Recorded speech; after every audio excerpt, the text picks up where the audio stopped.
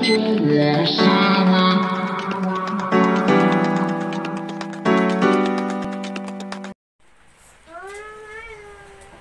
Bakit ano? Bakit yung pani? Ano? Bakit lang?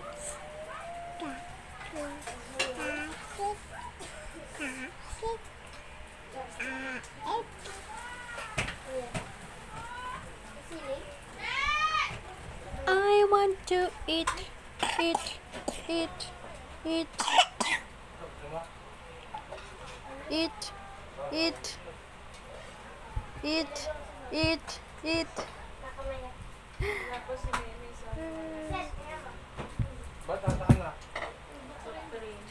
So, talagang bumabag yun eh. I want to eat. Nanay, bukas ba walang pasok? Wala. Wala. Walang. Magbubukas. Sunday? Saturday. Manging ka ng pareso na. Daria, pahingi akong glue. Eh, wala. Naubos na eh. Ang tingay na din. Ang ano? Yellow.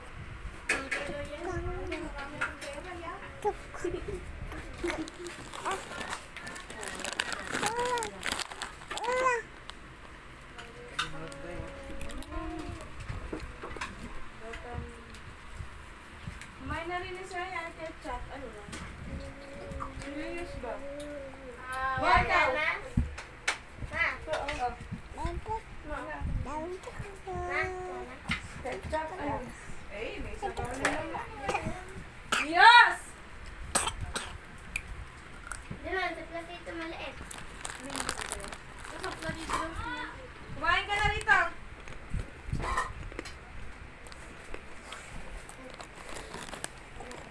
Como? Pwede namang ano yun. Sukat. Iabot ang ulan yun. Ewan ko lang kayo Ito na. Papa mo.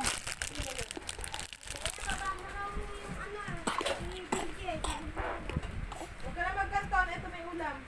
Alias, tingnan mo. Alias, Dami yung lagi siguro. Alias, tingnan mo. Ay. Alias, tingnan mo to. Alias. Napagawa ko ng samurai. Ay, ano, suri kanya parang sa mga Papa rep daw. Yung red, yung mga nagagawa. Dusty. Ah, hindi no.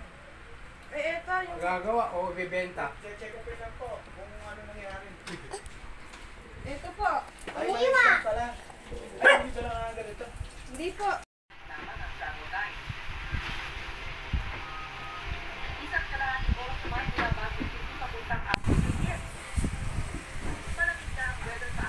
So, isa lang.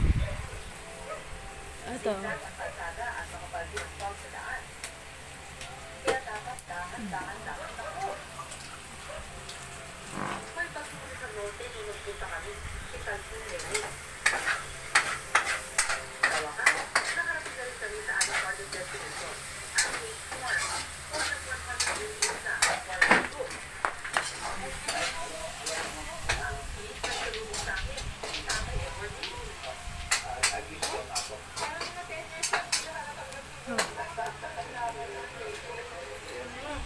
Ano naman? Nakita na naman siya ng lato-lato. Ilayo niyo muna yan. Doon mo muna yan. Baka mahinggit siya eh. Sige na. Doon na. Ano ka na ng ano mo? Doon o. Ika. Dito ayun o. Hinapin nyo nga ito yung lahat. Paano nangyari naman kasi na nandun lang yun eh. May maghihimay na siya. Taas yun yun. Ayun na. Himay na tayo. Ito na ako. Hindi naman mawawala ng ano yun. Laki-laki nun.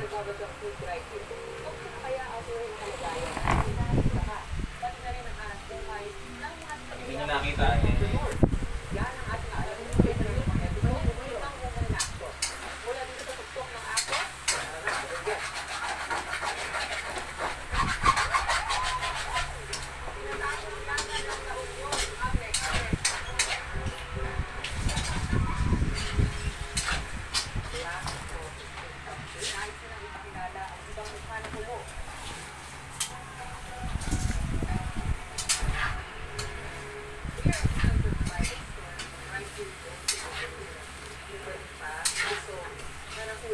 One by one lang. Ito oh.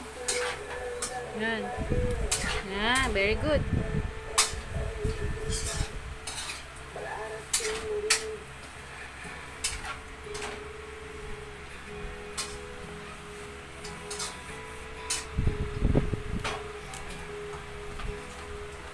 Ito na yung 5 ko na na.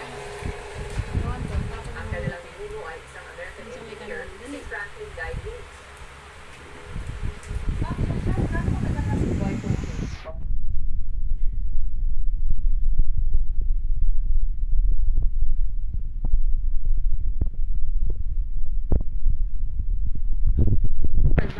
Hindi lang.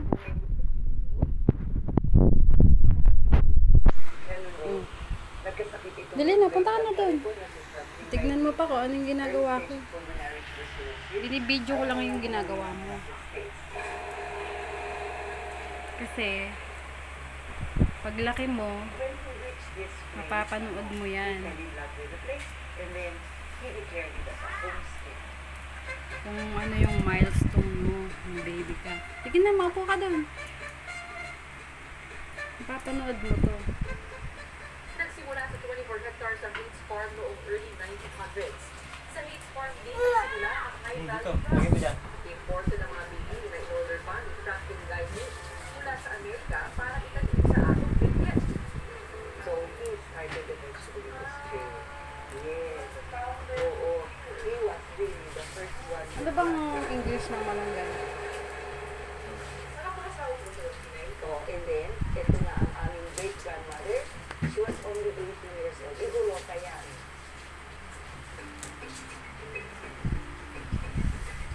Nasa 100 hectares na ang Gates Farm ngayon. Fourth generation na rin sila Tatay Edward at ang kapatid niyang si Gina Susan na nagpapatakbo nito.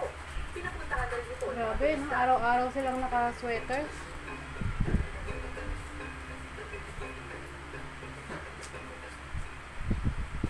Napakalamig na klima. Yun mo, Han. Warm view, ang top of frost, at mga bulaklak. Yan ang nagpasikat sa farm tourism dito sa Atong Benguet. Dahil sa pagdami ng mga tao, kinailangan nila magtayo ng mga hostel o maliliit na mga hotel para tuluyan ng mga turista. Yun ang ginagawa ni tatay.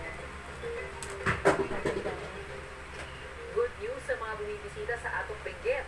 Pwede na kayong matulog dito sa Lake's Place. No, no. Let us